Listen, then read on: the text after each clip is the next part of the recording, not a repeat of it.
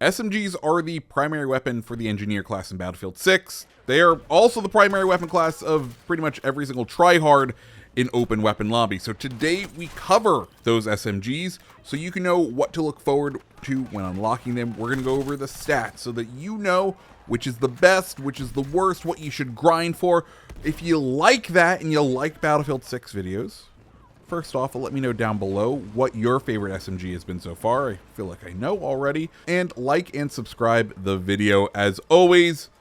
Let's go ahead and dive on in. Since SMGs are designed to be locked, or originally designed to be locked to one class, they have a kind of wide variety of archetypes. They're just designed to be used up close or at medium ranges, and since traditionally the engineer's long-range weapon has been the RPG, they have the room to focus in at that close and medium range. A quick thing to know about the SMGs in this game, nearly all of them share the same ADS time, a rapid 167 milliseconds. And with that, that brings us to the first SMG we are covering today, the SGX, the default SMG.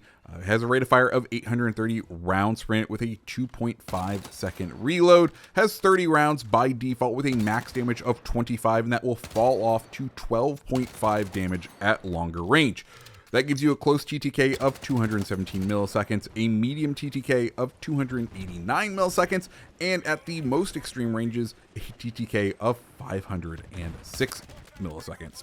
This GX is probably the most well-rounded of all the close-range SMG. It has low recoil, its accuracy is good, it feels good to shoot. The SGX has the same optimal TTK values as the starting assault rifle, the M433, which is known in that class for being pretty good at close ranges. There's nothing bad to say about the SGX. You can even use it for medium range fights, given that you tap fire correctly, though its low bullet velocity makes it far from ideal when it comes to shooting anyone out to those distances, and that's going to be a common theme with these submachine guns, is the bullet velocities don't really stand up once you decide to push out to those ranges. That brings us to our second SMG, and probably one of the most popular guns in the game right now, the PW5A3, aka the MP5, with a rate of fire of 771 rounds per minute, has a reload of 2.517 seconds, and a magazine size of 30. Its max damage is 25 with a minimum of 12.5. Its close-in TTK is 233 milliseconds with a medium range TTK of 311 and a long range of 545 milliseconds. The PW5A3 pretty much takes the cake for being one of the best SMGs in Battlefield 6, if not one of the best guns overall. With the right attachment, it turns into a laser beam that can melt people at close and medium ranges. It won't take long before you can get those good attachments, so you're going to be kind of rocking it out with this gun, and there's a reason it's become so popular. It also has an incredibly good bloom, so even when you're heavy on the trigger figure, you're going to be able to hit people. All the mid-range SMGs in the game perform well, but the PW5A3 tends to perform better in close quarters compared to the rest, so it kind of becomes the most versatile weapon category, being able to transition between that close range and the long range. Let's move on to the MP7, aka the PW7A2. The rate of fire of 947 rounds per minute, has a reload of 2.184 seconds, and a magazine default size of 30 rounds. Kind of what you're used to, but it does have a relatively high bullet velocity for the class of 600 meters per second. Its max damage is 16.7 damage, and it has a minimum damage threshold of 12.5.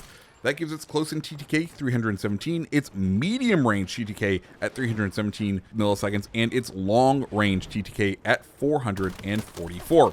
This SMG is very similar to the PW5A3, aka the MP5, in terms of its recoil and time to kill values. It can kill just as quickly as the PW5 at ranges of 10 meters and beyond, with a close range time to kill of 0.31 and 0.38 at 10 and 40 meters respectively.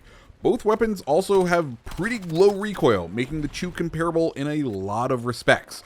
What keeps the PW7A2 from stealing some of the top spots right now is probably going to be that fire rate. It shoots at 971 rounds per minute, dealing about 16.5 damage most of the time, with that falling off to 12.5 at the lowest.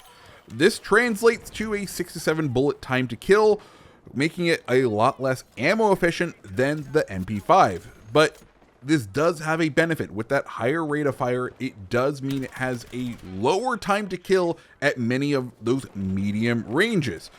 The big thing to know is that this sort of quirk can be worked around though. Both of these PW SMGs have access to larger magazines and the synthetic tips. Synthetic tips are the attachment for pretty much any gun in this game that brings the headshot damage from the standard 1.34 up to 1.75, meaning hitting a headshot can reduce the number of bullets required to kill. If you want detailed breakdowns like that for each of the guns, we will be doing individual gun reviews on this channel as well. So make sure you hit that like and subscribe button so you're around for when we do them. And with that, that brings us on to the next weapon, the UMG-40, aka the UMP. It has a rate of fire of 635 rounds per minute with a reload time of 2.517 seconds and a magazine size of 30. Its max damage is 25 with a minimum of 14.3. Its close range time to kill is 283, medium range time to kill 378, and a long range time to kill of 567 milliseconds.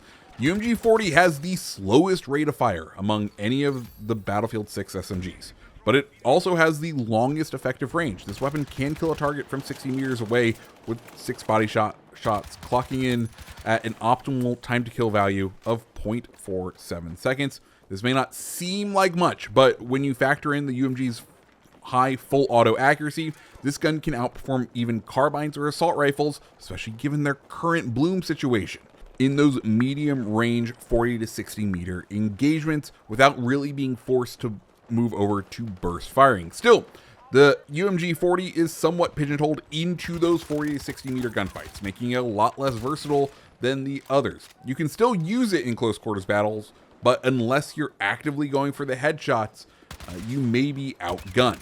That brings us to the USG-90, aka the P90, with a rate of fire of 900 rounds per minute. It has a reload of 3 seconds and a bullet velocity of 570, one of the higher for the category, and a massive magazine of 50 rounds. Its max damage is 20, with its min damage being 12.5. Close range time to kill comes in at 267 milliseconds. Its medium range time to kill comes in at 333 milliseconds, and its long range time to kill comes in at 467 milliseconds.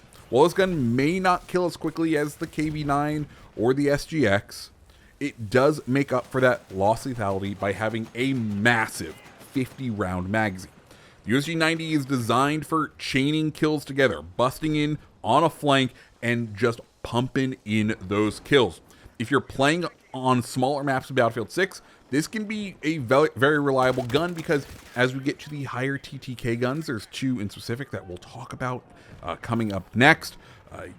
Ammo economy becomes a huge thing. The downside, the USG-90's horizontal kick is a bit more harsh compared to the rest of SMGs, meaning it does sort of pigeonhole you into closer or medium range combat compared to the longer range guns that you will find on this list.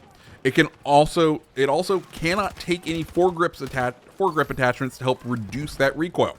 This could be seen as a positive though, that because of its lack of ability to put on foregrip attachments, it does mean that you rank through some of the more important unlocks relatively quickly because that whole foregrip category has been forgone. That brings us to the KV-9 with the KV-9 with the fastest rate of fire in the game of 1080. This is the Chris Vector. It has a reload of 2.384 seconds and a bullet velocity of 348 with a magazine size of a measly 17 rounds. Its max damage is 25 with a minimum of 12.5.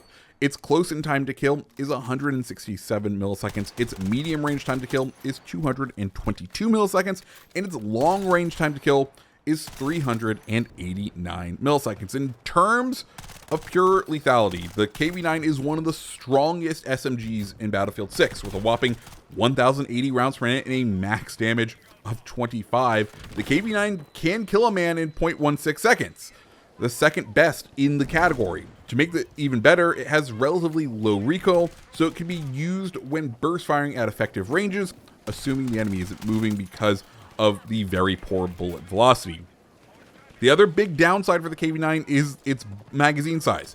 It only has 17 bullets by default, and the biggest mag you can unlock only gets you up to 27. So getting multi-kills with the KV-9 is going to be very hard. The ammo economy just isn't there. If you miss shots, you are likely only going to get one kill with this gun and then be forced to reload, in which time, especially if you're playing in close quarters where this SMG really sings, you're gonna get pushed and it's gonna hurt. That 2.34 second reload can definitely catch you out.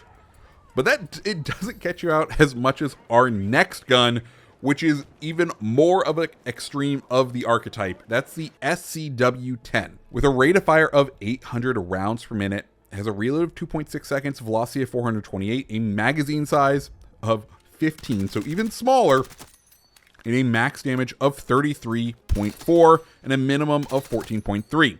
Its close range time to kill is 105 milliseconds, with a medium of 225 and a long range of 450 milliseconds. The SCW-10 is the hardest hitting SMG in this game. It's the only one with a max damage value of about 33.4, which means it's the only SMG that can kill targets in 3 hits to the body. Unfortunately, this 3-hit kill distance is very, very small. And unless you're directly next to your target, like we're talking like 7-8 meters, you'll be killing in 4 hits at 25 damage, no matter what. But within that range, it delivers the fastest non-one-hit kill time to kill in the game, i.e., you're not gonna outkill a one-shot hit from a sniper or a shotgun. But as far as guns that are firing bullets, multiple bullets that need to take you down, this is the fastest one in the game. Those 4 bullets, though, will still kill someone in very good time for an SMG, but this is where the SCW-10's biggest hurdle will come in. And that's its magazine size, as we mentioned before, 15, even less. By default, it comes equipped with a 15-round mag, and you can upgrade this through ranking it up to a maximum of 25, but that requires you to get to rank 25, which means you'll be spending a lot of time with the SCW-10's smaller magazine. The good news, of course, with the recent changes, ranks 1 through 20 will go by a lot quicker than they used to. Also, this gun does have one of the longer reloads in the class at 2.6 seconds, which means if you're not hitting your shots, you're looking at 1 or 2 kills per magazine, and you're kind of still in that situation that you would have been with the KV-9. That brings us to our final SMG, the SL9. With a rate of fire of 675 rounds per minute and a reload time of 2.65 seconds, has a bullet velocity of 510 meters per second. Its magazine size is 30, its max damage is 25, with it falling off to 12.5 at long range. Its close-in time to kill is 267 milliseconds. Its medium range time to kill is 356 milliseconds, and its long range time to kill is 622. The SL9 fires more slowly than any of the weapons above it, but its recoil is virtually non-existent, even without attachments. Damage-wise, it has almost the same value as the PW5A3, with both weapons doing the same damage to its targets. However, the thing that brings this gun down and why, in theory, on paper, it looks so good, is its rate of fire. It just lets you down in close quarters. This thing is all about firing at medium range. One thing that is worth mentioning, though, about the SL9 is it does have a high precision stat. This SMG is also the fastest ADSing SMG in the game at 133 milliseconds. It, for some reason, has a faster ADS time than any other SMG. The other thing is this SMG is sort of less affected by bloom for whatever reason, so it truly is the longer range option for a pure engineer player, someone who is only using the submachine guns in like a weapons locked lobby. But guys, that brings us to the end of the video. If you're asking me if I have to take an SMG, which one am I taking? it comes down between kind of two SMGs at this time. The first one that just has my heart is the SCW-10 for that put down power in close range. I absolutely love it. I love being able to see that happen. The other kind of big option is the one that is the meta right now, and that's going to be the PW5A3. I think the PW5A3 is just a fantastic weapon. I love me some MP5. I love me the look of it. So, guys, those are my two kind of big recommended SMGs, but let me know what you're rocking down below. And as always, if you like videos like this, make sure you hit the like button, make sure you hit the subscribe button, and I hope you have a fantastic rest of your day. See ya.